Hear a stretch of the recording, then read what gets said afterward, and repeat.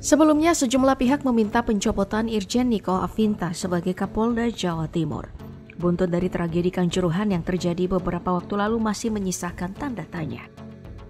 Sebab tragedi ini menewaskan ratusan orang dan menyebabkan ratusan lainnya luka-luka. Niko Afinta sebagai pihak yang paling bertanggung jawab pun jadi sorotan. Skandalnya juga karir hingga kekayaannya jadi banyak dicari-cari. Seperti apa?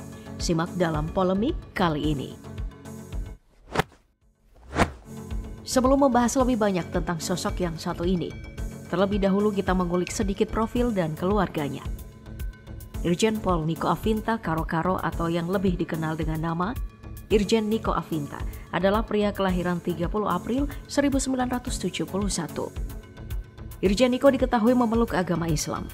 Pria berusia 51 tahun ini menikah dengan Juliana Tarulis Sitompul.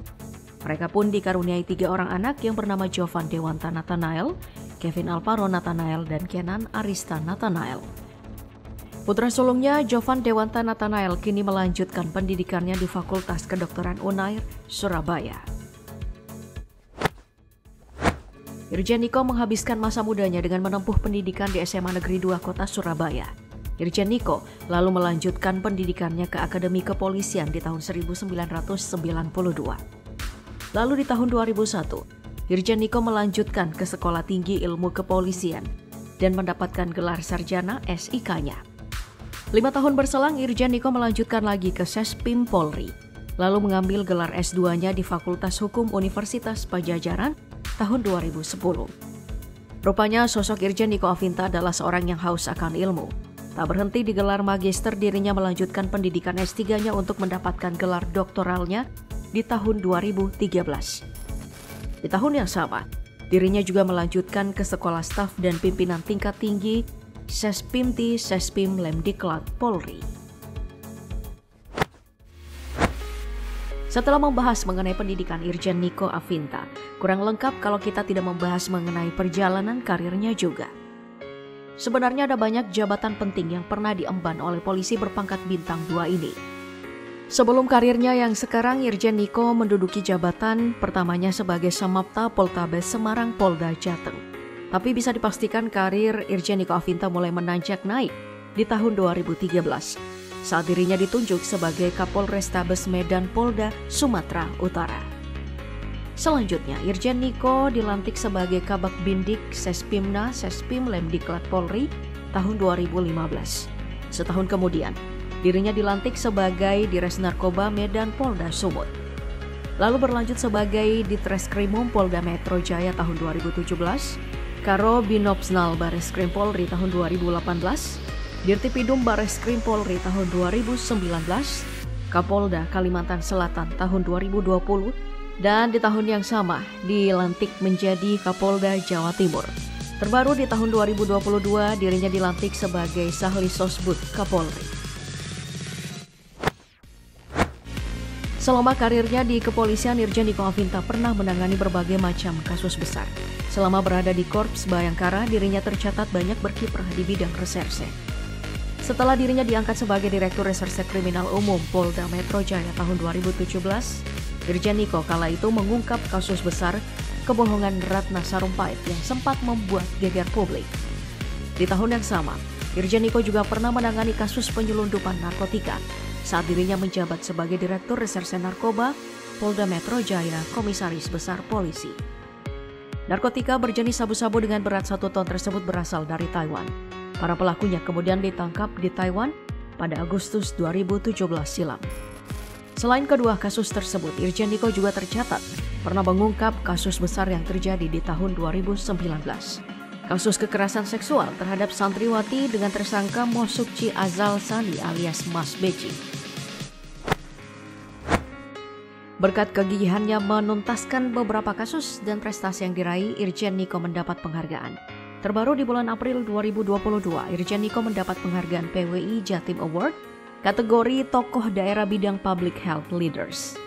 Penghargaan ini diberikan langsung oleh Ketua Persatuan Wartawan Indonesia atau PWI Jatim, Lutfil Hakim di Mapolda Jatim. Selain itu, dirinya juga pernah meraih penghargaan dari UN IPTF Bosnia di tahun 1998 dan penghargaan Law Enforcement dalam AP Visaris Security Summit 2018. Lama berkarir di kepolisian, Irjen Niko Afinta tentu melaporkan kekayaannya kepada KPK dan dicatatkan oleh Lembaga Harta Kekayaan Penyelenggara Negara atau LHKPN. Terhitung pertanggal 22 Maret 2022, Irjen Niko tercatat memiliki harta senilai 5,9 miliar rupiah.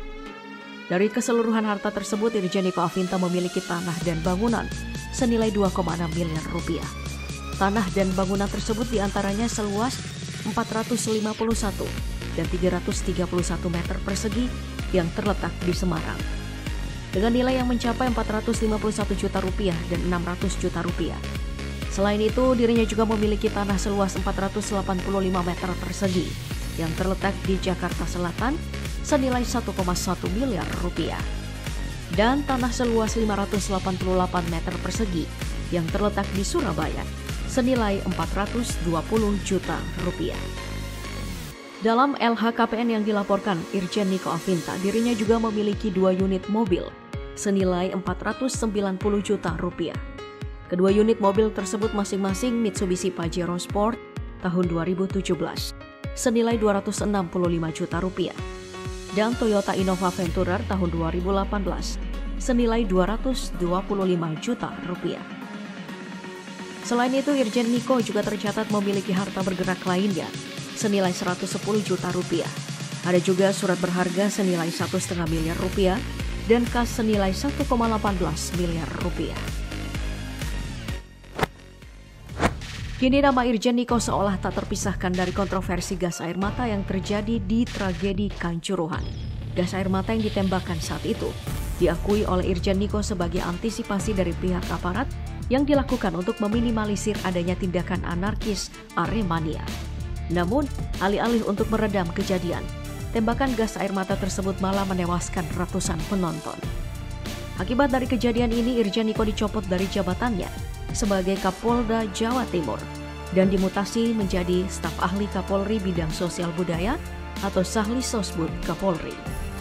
Namun sebelum kasus ini bergulir, nama Irjen Niko tampaknya sudah tidak aman lagi, lantaran dikait-kaitkan dalam kasus pembunuhan terhadap Brigadir Joshua yang dilakukan oleh Verdi Sambo. Irjen Niko diduga berbagi tugas dengan Kapolda Metro Jaya, Irjen Fadil Imran, dan Kapolda Sumatera Utara, Irjen RZ Pancaputra Simanjuntak, untuk menyebarkan informasi adanya tembak-menembak dan tindakan asusila yang dilakukan Brigadir J. Namun, Kapolri Listio Sigit langsung membantah hal tersebut. Ia menampik keterlibatan Irjen Niko dalam kasus besar tersebut.